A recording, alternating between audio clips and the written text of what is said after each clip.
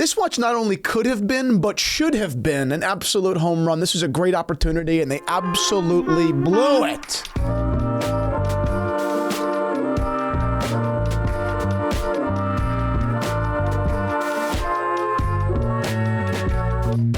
What is up, Watch fam? I am Christian, the curator of the Theo and Harris Vintage Watch Shop. Today's episode is sponsored by our friends over at Keeps. More on them later. And today we're talking about, what is essentially the most heartbreaking loss in the watch industry in the last couple of years. For me personally, I've been really rooting for Piaget. I love Piaget. I grew up around Piaget more than any other brand. It's a watch that I love. It's a watch that I collect. I bought my Polo just a couple of years ago, and for me, it was a really big moment because it was finally joining the club. Right? So I've been rooting for this brand, and their release of this new Polo 79, I think, is really disappointing. The watch is cool. We're going to get into a bunch of questions that detail in a little bit. We went into even greater detail over on the Zero. That is an explosive episode that I really recommend you sign up for the Zero to go watch. We'll talk more about that later.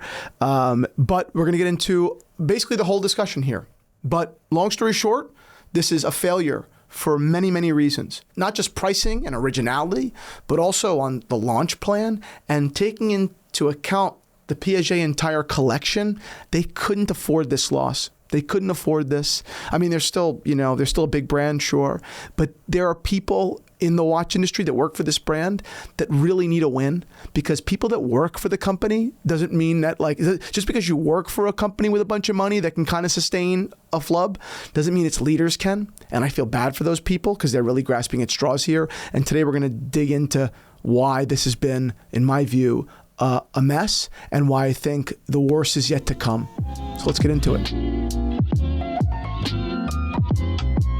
Piaget just released the other day their Polo reissue. They're calling it the Polo 79, and it is pretty close to the original Polo releases. Point one, I don't understand why they released the round version. I don't understand it. I think that the square version is better. I think we can all kind of agree on that. When I say all, I mean most. I think most people have found historically the square Polo more attractive than the round. I actually think the round design is incredible in the ladies collection. I think that the ladies round is better than the ladies square, but in men's, I think the square is better. That's definitely subjective. But I'm curious as to why Polo released the round version.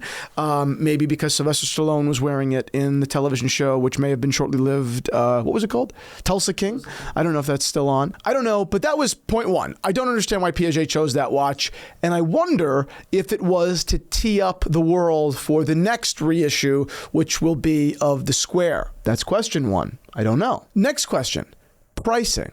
This watch was released at $74,000, which naturally, like with every release, begs the question, is that the right price? And I think that, to add more color to that conversation, to make this even a little bit more complex, what do we think the downstream effects of that price point will be?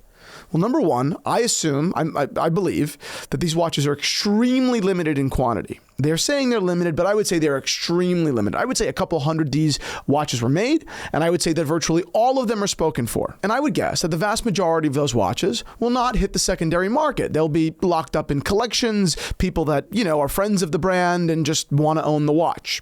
Fine, which really makes this, I guess, kind of a marketing, thing. It got the attention of the press. When's the last time Piaget mattered in the news? I guess it was since their last Polo, watch that, was a far cry from the Polo collection, historically speaking. It was more of and there are great new Polos, particularly the, precious metal in green with the perpetual calendar. It's a great watch. I love that watch. But generally speaking, the Polo collection is fairly uninspired, and it's a bit of an Aquanaut ripoff. But it did get some press, but that hasn't been new in quite a few years. The watch was released originally in 2017, so it's been a minute for Piaget. So, okay, fine, they won on the press front. But what about down the road when some of these watches inevitably end up on the secondary market?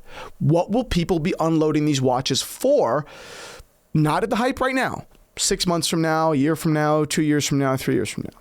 Well, you have to look around the industry to look at other case studies.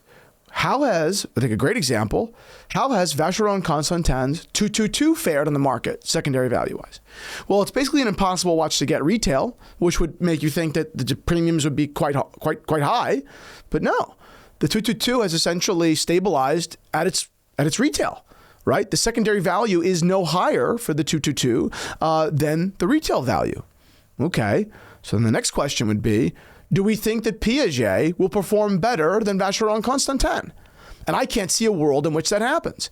Vacheron Constantin, while not the most famous of the Holy Trinity, the other two being Patek Philippe and Audemars Piguet, of course, is still a cultural icon. They manufacture watches people care about in different segments of the market, mainstream in the overseas collection, real watch guys in the Corne de Vache and in the 1921.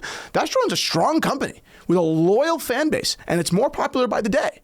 And even Vacheron hasn't been able to, on a sustainable level, demand premium for what is essentially one of their, most distinctive and hard to get watches. So where will Piaget fall? I would say significantly below. I think that Piaget will perform considerably worse than the 222. So at a retail price of $74,000, of course, I don't know where the Piaget will end up, but I would say these watches will end up 20 to 30% possibly below retail. I think it's also worth mentioning that the 222's value has been able to kind of stay somewhat strong, at least no depreciation, because there are no yellow gold 222s in the market. Functionally speaking, there are very, very few. I'm talking about the original models, whereas Piaget Polos are uncommon, relatively speaking, but they're out there. You can go online right now and buy 4 if you want them. You'll pay different prices, somewhere between $10,000 and $15,000, depending on condition, box and papers, etc. But you can get a polo, a vintage polo, right now, period, click, for a hell of a lot less money, right? A fraction. Adding insult to injury, I think the vintage watches are better. I think that the vintage Piaget Polos are better watches than their modern counterpart. I do appreciate the movement upgrade. I think that the movement in the new Piaget Polo is gorgeous. They did a great job. But that alone I don't think is enough to demand such a ridiculous premium. Piaget, in many ways, for a lot of people, a lot of buyers, because this is a really odd watch. This is not representative of what the world of watches has been demanding. The consumers all over the world have been demanding over the last couple of decades. We're coming off of the sports watch craze. So this is an odd piece to begin with. So really, not to be reductive, the Polo is a bit of a toy to most people. It's a bit of a fun little experiment to get into. And I think that people will be far more likely to spend $10,000, $12,000, $15,000 on a vintage Polo, which by the way is better. But even if that wasn't the point, than they are going to be to pay a premium for the Polo, right? The new one. Frankly, I think they'll be more likely to buy the vintage model than they will to buy the new model at a 20% discount or a 30% discount, right? This new release, I think, will do wonders for the vintage Polo market. 100%. People who own a lot of vintage Piaget, like me, by the way, in my personal collection, I love vintage Piaget, will do very well if they choose ever to, liquidate their collection, which I'll never do. But I don't see a world in which Piaget, as a brand, as a modern running corporation, as a watch brand, actually benefits in any significant, material way. Making matters all the worse, Piaget seemed to have mistimed the market as well. The watch market is far slower now than just a couple of years ago during the height of the COVID boom. Pieces are softening. Values of great collectible desired watches are soft. So I think that it's pretty much an awful time to release something that, while really, really cool, the market wasn't really begging for. Right? They could have maybe gotten away with demanding some crazy premiums a couple of years ago, and the only way that would have benefited Piaget is on a PR level, right? Because it would have been secondary dealers that actually benefited on the delta there between retail and secondary market.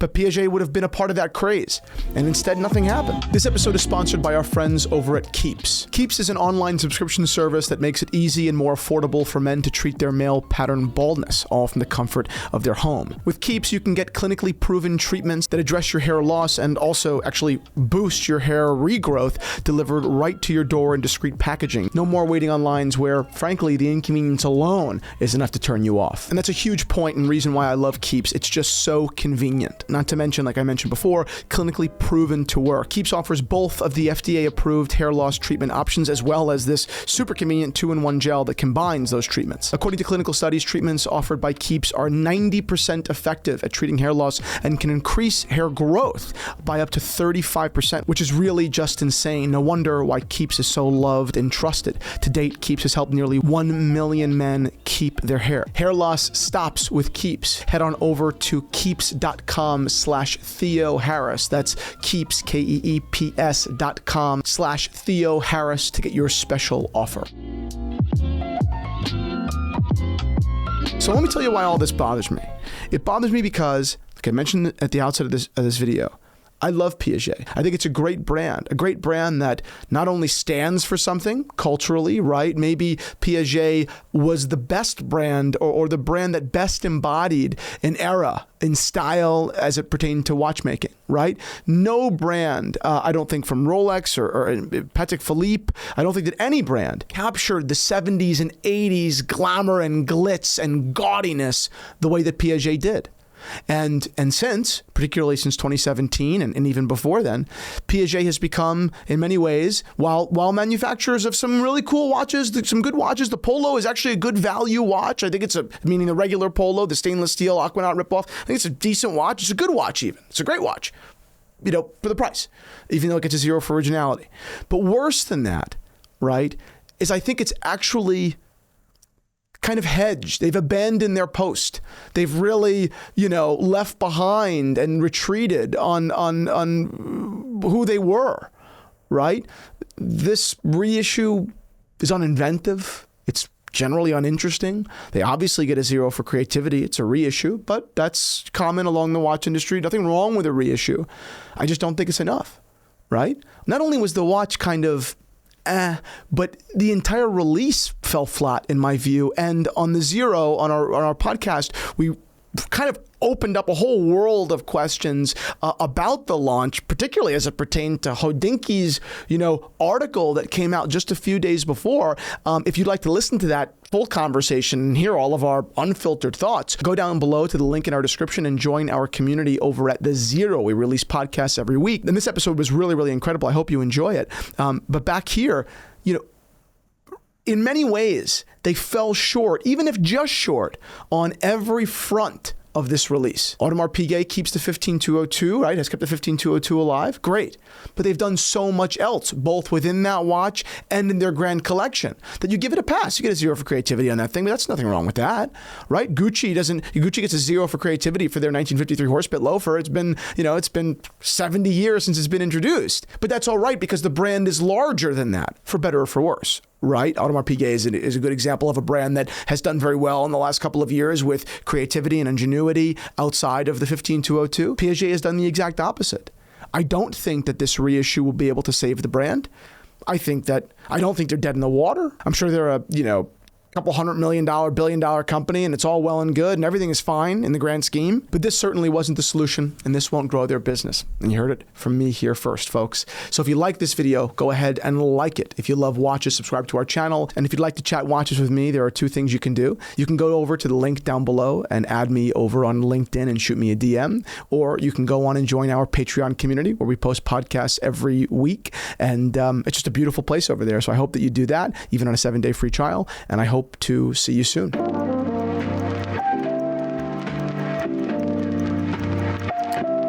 Straps, as many of you should know, bring a whole world of potential to mix up your watch collection. They breathe new life into watches. They help you pull out different colors. They give them new personality.